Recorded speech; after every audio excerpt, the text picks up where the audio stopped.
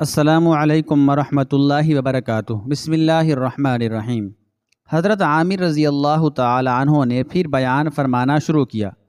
جب حضرت خالد رضی اللہ تعالی عنہ حضرت ایاز بن غنم رضی اللہ تعالی عنہ کی مدد کے لیے مقام دومت الجندل کی طرف چلے گئے تھے، اسلامی لشکر میں اپنا قائم مقام حضرت قعقاع بن عمر رضی اللہ تعالی عنہ کو مقرر کر گئے تھے۔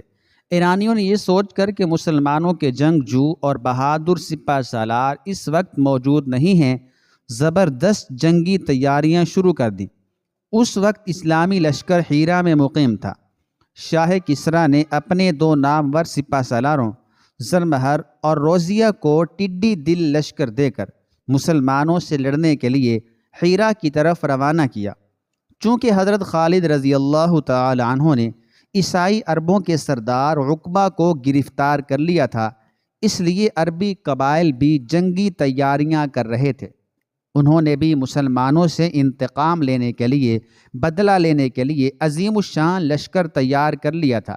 جب ایرانی حیرہ کی طرف بڑھے تو یہ لشکر بھی ان کے ساتھ ہو لیا۔ حضرت قعقاع رضی اللہ تعالی عنہ کو اس متحد لشکر کے حملہ آور ہونے کی اطلاع ہو گئی۔ اگرچہ ان کی سپاہ کی تعداد کم تھی، مگر وہ اس فوج سے بے شمار ایرانیوں کا مقابلہ کرنے کے لیے تیار ہو گئے۔ انہوں نے حیرہ میں رہ کر ایرانیوں کے آنے کا انتظار کرنا مناسب نہ سمجھا، بلکہ جس مقام پر ایرانی لشکر مقیم تھا اسی طرف بڑھنا شروع کر دیا۔ ایرانی مقام حسید میں موجود تھے۔ وہ حیرہ کی طرف بڑھنے کا قصد ہی کر رہے تھے، ارادہ ہی کر رہے تھے کہ خود مسلمانوں کے اسی طرف بڑھ کر آنے کی خبر سنی۔ انہیں آگے بڑھنے کی جرت نہ ہوئی۔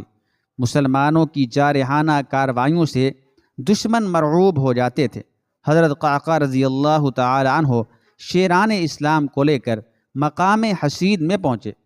ایرانیوں نے مسلمانوں کے وہاں آتے ہی اپنے لشکر کو میدان ملا کر صف بستہ کر دیا۔ اس سے ان کا منشا یہ تھا کہ مسلمان سستا کر تازہ دم نہ ہو سکیں۔ حضرت قعقاع رضی اللہ تعالی عنہ نے بھی اپنے لشکر کے دو حصے کیے۔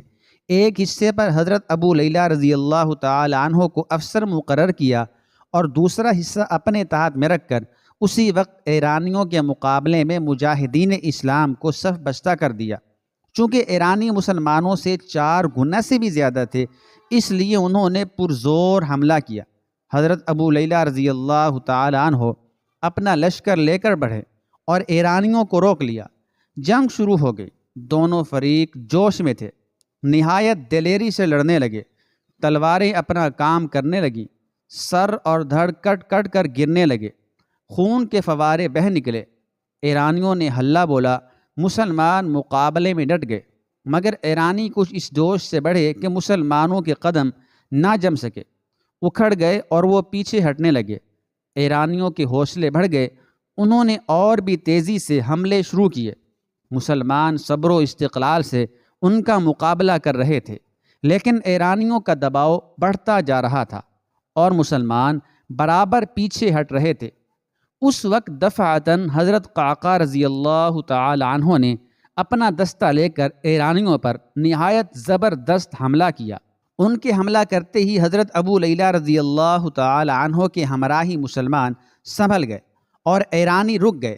حضرت قعقاع رضی اللہ تعالی عنہ کے ہمراہی کچھ اس جوش سے حملہ آور ہوئے کہ ایرانیوں نے ہر چند انہیں روکنا چاہا لیکن نہ روک سکے۔ مسلمانوں نے ان کی صفوں کو زیر و زبر کر ڈالا۔ اثنائے جنگ میں زرمہر اور روزیہ بھی مارے گئے۔ مسلمانوں نے آدھا ایرانی لشکر موت کے گھاٹ اتار دیا۔ ایرانی اور عرب عیسائی یہ حشر خیزی دیکھ کر بھاگ نکلے۔ مسلمانوں کو زبردست فتح حاصل ہوئی، بہت زیادہ مال غنیمت بھی ہاتھ آیا۔ حضرت قعقاع رضی اللہ تعالی عنہ نے حضرت ابو لیلہ رضی اللہ تعالی عنہ کو مفرور ایرانیوں کے تعاقب میں روانہ کیا۔ ایرانی مقام زنافش کی طرف بھاگے۔ وہاں ایک مشہور اور بہادر ایرانی سپہ سالار بہبودان زبردست جمعیت لیے مقیم تھا۔ ایرانی بھاگ بھاگ کر اس کے پاس پہنچنے لگے۔ ان کے پیچھے ہی حضرت ابو لیلہ رضی اللہ تعالی عنہ بھی پہنچے۔ بہبودان پر مسلمانوں کی کچھ ایسی ہیبت چھا گئی کہ وہ ان کی صورتیں دیکھتے ہی وہاں سے بھاگ کھڑا ہوا۔ مسلمانوں نے ان بھگوڑوں کا تعاقب کر کے ان کی بھی بڑی تعداد قتل کر ڈالی۔ حضرت ابو لیلہ رضی اللہ تعالی عنہ مال غنیمت اور کچھ قیدی لے کر وہاں سے لوٹے اور حضرت قعقاع رضی اللہ تعالی عنہ کے پاس حسید میں آ گئے۔ حضرت قعقاع رضی اللہ تعالی عنہ تمام لشکر کو لے کر پھر ہیرا میں آ گئے۔ ان کے وہاں آنے کے چند ہی روز بعد حضرت خالد رضی اللہ تعالی عنہ بھی دومت الجندل سے وہاں آ پہنچے۔ حضرت خالد رضی اللہ تعالی عنہ نے سنا کہ ایرانی مقام مفیخ میں جمع ہو رہے ہیں۔ یہ اطلاع صحیح تھی۔ بہبوزان بھاگ کر مفیخ ہی میں پہنچا تھا۔ وہاں عیسائی عربوں کا لشکر حذیل بن عمران اور ربیہ بن بحیر کی سرکردگی میں موجود تھا۔ ایرانی ان سے مل گئے۔ ان کی جمعیت بہت بڑھ گئی۔ حضرت خالد رضی اللہ تعالی عنہ نے اپنے لشکر کے 3 حصے کیے۔ ایک حصے پر حضرت قعقاع رضی اللہ تعالی عنہ کو، دوسرے حصے پر حضرت ابو لیلہ رضی اللہ تعالی عنہ کو افسر مقرر کیا اور تیسرا حصہ اپنے تحت رکھا۔ یہ تینوں دستے 3 طرف سے مفیخ کی طرف بڑھے اور انہوں نے یہ طے کر لیا کہ ایک دن ایک ہی تاریخ کو مفیخ میں پہنچیں گے۔ چنانچہ اس قرارداد کے مطابق تینوں فوجیں ایک ہی دن مفیخ میں پہنچیں۔ چونکہ ایرانیوں اور عربوں کی تعداد مسلمانوں سے بہت زیادہ تھی، اس لیے وہ دوسرے ہی روز میدان میں نکل کر صف بستہ ہو گئے۔ حضرت خالد رضی اللہ تعالی عنہ بھی میدان میں نکل آئے۔ انہوں نے اسلامی لشکر کو کچھ اس طرح صف بستہ کیا۔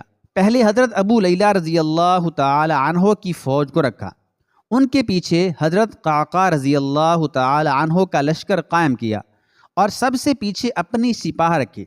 ایرانیوں اور عربوں نے مل کر حضرت ابو لیلہ رضی اللہ تعالی عنہ کی فوج پر زبردست حملہ کیا۔ خون ریز جنگ شروع ہو گئی مسلمان عیسائیوں اور ایرانیوں میں، اور ایرانی اور عیسائی عرب مسلمانوں میں گھس گئے۔ اگرچہ مسلمانوں نے ایرانیوں کی متحدہ فوج کو روکنے کے لیے اپنی پوری طاقت صرف کر دی، لیکن ایرانی مسلمانوں کو دباتے ہوئے بڑھے چلے آئے۔ نتیجہ یہ ہوا کہ ابو لیلہ رضی اللہ تعالی عنہ کے ہمراہی دبتے دبتے حضرت قعقاع رضی اللہ تعالی عنہ کے لشکر سے جا ملے۔ حضرت خالد رضی اللہ تعالی عنہ نے حضرت قعقاع رضی اللہ تعالی عنہ کو حملہ کرنے کا اشارہ کیا۔ وہ اور ان کا لشکر نہایت جوش سے حملہ آور ہوا۔ ایرانیوں کا سیلاب ان کے حملہ کرنے سے رک گیا۔ اس وقت بڑے گھمسان کا رن پڑا۔ فریقین جوش و غضب میں آ کر پرزور حملے کرنے لگے۔ خون کی بارش ہونے لگی۔ زخمیوں کی چیخوں اور لڑنے والوں کے شور سے میدان جنگ گونج اٹھا۔ ایرانی اب بھی مسلمانوں کو دبانا اور پسپا کرنا چاہتے تھے، لیکن مسلمان نہایت استقلال اور جمع مردی سے لڑ رہے تھے۔ وہ اب ایک قدم بھی پیچھے ہٹنے کو تیار نہ تھے، بلکہ بڑھ بڑھ کر ایرانیوں پر حملے کر رہے تھے۔ عین اسی وقت حضرت خالد رضی اللہ تعالی عنہ نے بھی اپنی جمعیت لے کر پرزور حملہ کر دیا۔ مسلمانوں کا یہ حملہ نہایت سخت ہوا۔ مسلمانوں نے ایرانیوں کو تلواروں کی باڑھوں پر رکھ لیا۔ بے شمار مجوسیوں، عیسائیوں اور عربوں کو مار ڈالا۔ عیسائی گھبرا کر پسپا ہوئے، پھر مجوسی بھی بھاگ نکلے۔ اس معرکہ میں ایرانیوں کے بہت سے مشہور اور نامور سردار کام آئے۔ ان کے دلاوروں کی لاشوں سے میدان جنگ بھر گیا۔ حذیل بمشکل اپنی جان بچا کر کچھ فوج کے ساتھ بھاگا۔ ربیہ پہلے ہی بھاگ گیا تھا۔ غرض بچے کھچے ایرانی بھاگ نکلے۔ حضرت خالد رضی اللہ تعالی عنہ نے ان کا تعاقب نہیں کیا، بلکہ مفیخ پر قبضہ کر لیا۔ مسلمانوں کے ہاتھ بہت کچھ مال غنیمت آیا۔ اس جنگ میں عبد العزیز بن ابی اہم اور لبید بن جریر 2 مسلمان کسی مجبوری یا اپنی خوشی سے دشمن کے ساتھ آئے تھے۔ یہ دونوں اثناء جنگ میں مارے گئے۔ جب ان کے مارے جانے کی خبر دربار خلافت میں پہنچی تو مسلمان حضرت خالد رضی اللہ تعالی عنہ سے پھر برہم ہو گئے۔ حضرت عمر فاروق رضی اللہ تعالی عنہ بھی بہت خفا ہوئے۔ مسلمانوں نے حضرت خالد بن ولید رضی اللہ تعالی عنہ کو سزا دینے کا مطالبہ شروع کیا۔ حضرت ابو بکر صدیق رضی اللہ تعالی عنہ نے خفیہ طور پر تحقیقات کرائیں تو معلوم ہوا کہ عبد العزیز اور لبید دونوں عیسائی عربوں کے ساتھ تھے اور دوران جنگ مارے گئے۔ حضرت ابو بکر صدیق رضی اللہ تعالی عنہ نے مسلمانوں کو جمع کیا اور فرمایا، مسلمانوں، میں نے تحقیق کرائی تو پتہ چلا کہ عبد العزیز اور لبید دونوں عیسائی عربوں کے ساتھ تھے۔ وہ ہنگامہ کارزار میں مارے گئے۔ ان کے قتل کا الزام حضرت خالد رضی اللہ تعالی عنہ پر عائد نہیں ہوتا۔ جو مسلمان مشرکوں اور اعدائے اسلام کے ساتھ ہوگا اس کا انجام یہی ہوگا۔ لوگ قائل ہو کر خاموش ہو گئے۔ حضرت خالد رضی اللہ تعالی عنہ نے فتح کے اگلے ہی روز ربیہ کے تعاقب میں حضرت قعقاع رضی اللہ تعالی عنہ اور حضرت ابو لیلہ رضی اللہ تعالی عنہ کو روانہ کیا اور خود حذیل کے پیچھے چلے۔ حضرت عامر رضی اللہ تعالی عنہ اس قدر بیان کر کے پھر خاموش ہو گئے۔